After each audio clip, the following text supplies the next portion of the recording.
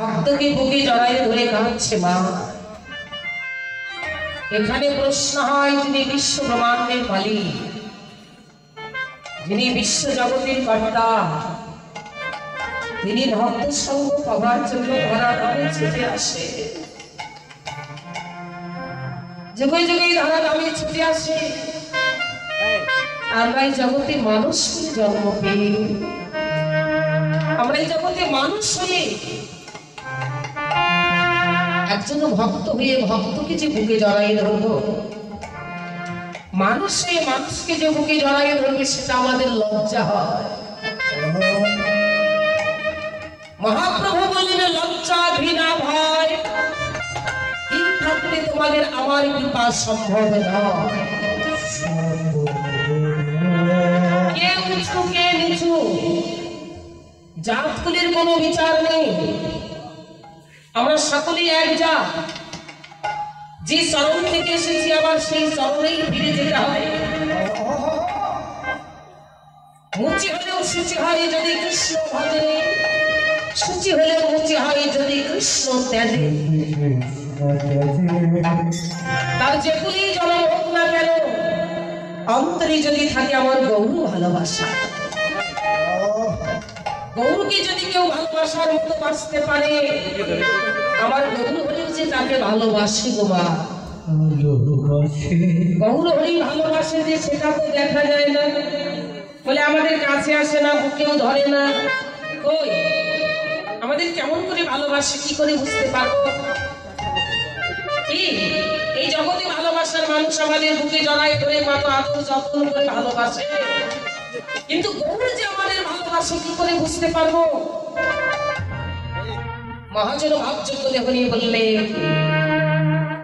যখন বাতাস আসে সেই বাতাসকে কি নয়নে দেখা যায় বাবা? বাতাস যখন আসে গাছের পাতাগুলো লাড়াচাড়া করে, ওই গাছের পাতাগুলো যখন লাড়াচাড়া করে, তখন আমরা অনুভব করতে পারি যে বাতাস আসছে। বাতাসকে কখনো দেখা যায় না, ধরা যায় না, অনুভব করা যায় যে বাতাস আসছে। ঠিক তেমনই ভাবযোগ্য দেহনী বৈষ্ণব মহাজন বললে, ভগবানের ভালোবাসা কি কখনো দেখা যাবে না? ভগবানের ভালোবাসা কখনো দেখা যাবে না। ভগবান যে তোমাকে ভালোবাসে কি না, সেটা তুমি অনুভব করলে বুঝতে পারবে। ভগবানের ভালোবাসা অনুভব হয়। ভগবান আমাকে ভালোবাসে। যদি নাই বাসত, তাহলে এখানে আপনারা সবাই বসে আছেন, কে বসাই রেখেছে? এটা আমি বলছি বাবা, আমাকে যদি তিনি না বলায় বলবার মতো শক্তি থাকবে না।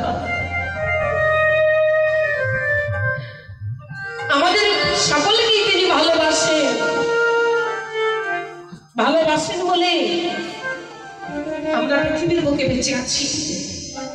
তিনি যদি ভালো না বাসতেন, কখনো থাকতে পারতাম না। এই ভগবানের ভালোবাসা যাদের অনুভব হয়েছে, যারা বুঝতে পেরেছে ভগবানকে আমি ভালোবাসি, ভগবান গৌর হরিও আমাকে ভালোবাসে, যারা এই বস্তুটাকে অনুভব করতে পেরেছে, তাদের কখনো মায়ার ঘরে ভালো লাগে না।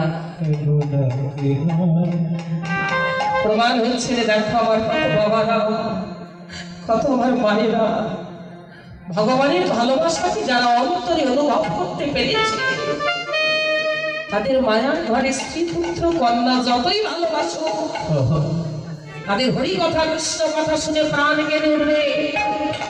স্বামী তাদের যতই ভালোবাসো, কৃষ্ণ নামের ধ্বনি শুনে ভক্ত সঙ্গের জন্য তাদের প্রাণ কাঁদবে, নয়ন ঝরবে।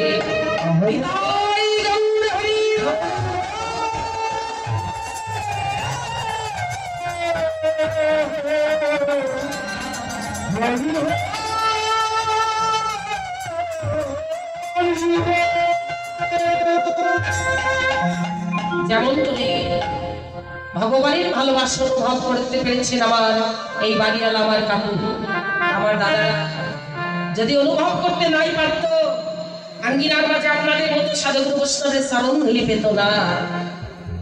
বহু জন্মের ভাগ্য ফলে পুণ্য ফলে সাধুগুরু বৈষ্ণবের সঙ্গ মিলে সাধুগুরু বৈষ্ণবের চরণ ধুলি, এই যে অমূল্য ধন, এটা টাকা পয়সা দিয়ে কিনে পাওয়া যায় না। এই গ্রামে আছে লক্ষ লক্ষ কোটি কোটি টাকার মালিক, আছে না মা? আমারই কি দাদা ভাই শুধু টাকার মালিক না, টাকার মালিক ধনের মালিক এই গ্রামে অনেকে আছে, কিন্তু তাদের বাড়িতে তো ভক্তের চরণ ধুলি পড়ে না।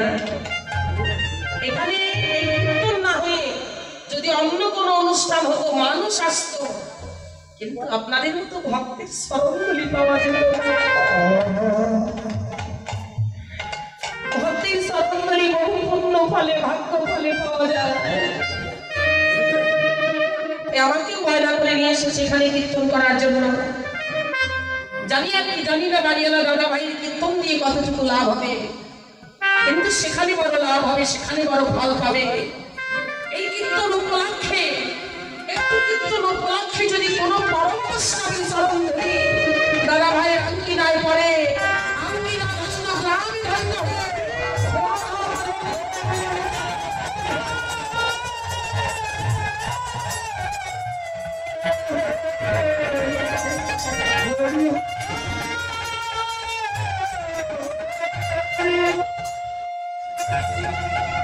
এই ভক্ত সঙ্গ সবাই ভালোবাসে না। শ্রীরাম রাবন্তিকা আমার গৌরাঙ্গ মহাপ্রভু পারিশুদ্ধ গর্ভদের সঙ্গে নিয়ে নদীবাসীদের দাবি দাঁড়ে অরে খোল কর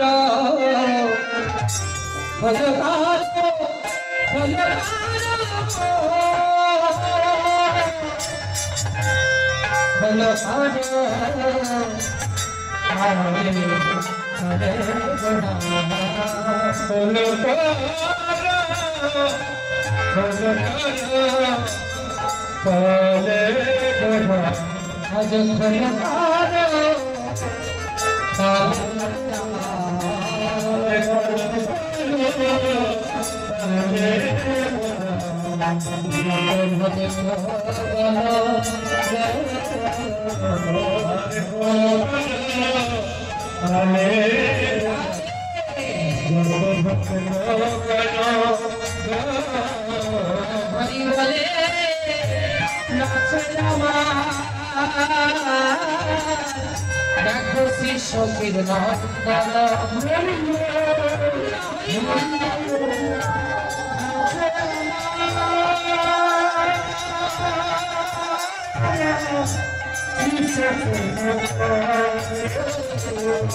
বলে নাচে আমার শ্রী সখীর দাদা নাচে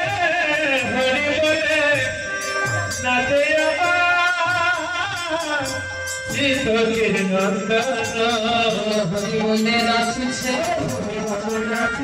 হরি বলে নাচিছে ভক্তগণের সঙ্গে, হরি বলে নাচিছে ভক্তগণের সঙ্গে, হরি বলে নাচিছে রামদণ্ড বাহুলে